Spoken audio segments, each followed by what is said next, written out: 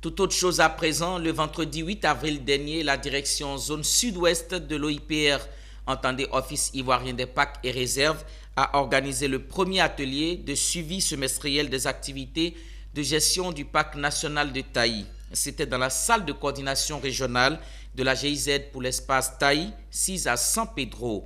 Le compte rendu de Doris Bessé et Abel Kouaou. Améliorer le niveau d'exécution du plan d'opération 2022 à travers la revue des activités réalisées au cours du premier trimestre.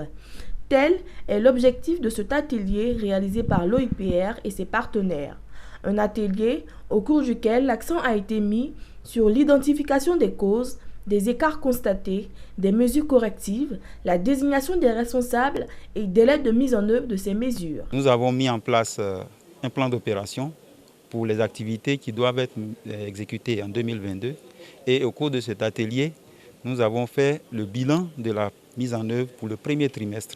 Et comme je le disais, c'est une étape très importante parce que cet atelier bilan premier trimestre nous permet de mettre en évidence les défis, les points faibles et les points forts et où est-ce que nous devons concentrer les activités pour pouvoir atteindre les objectifs.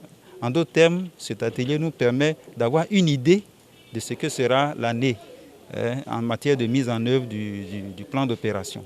Le préfet de Dogbo s'est dit très heureux du travail accompli et s'est engagé pour la sensibilisation des populations.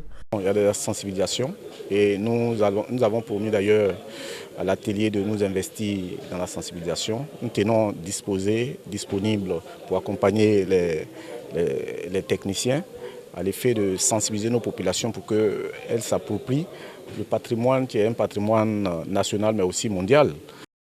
Rappelons que le parc national de Taï est géré par la direction de zone sud-ouest de l'OIPR et appuyé dans sa mission par des partenaires techniques et financiers, notamment la Fondation des parcs et réserves de Côte d'Ivoire, FPRCI, la coopération allemande GIZ, la WCF, le Centre suisse de recherche scientifique et les universités Félix Houphouët-Boigny, Jean Guédé-Lourugnon, Nangui Abrogwa dans le domaine de la recherche.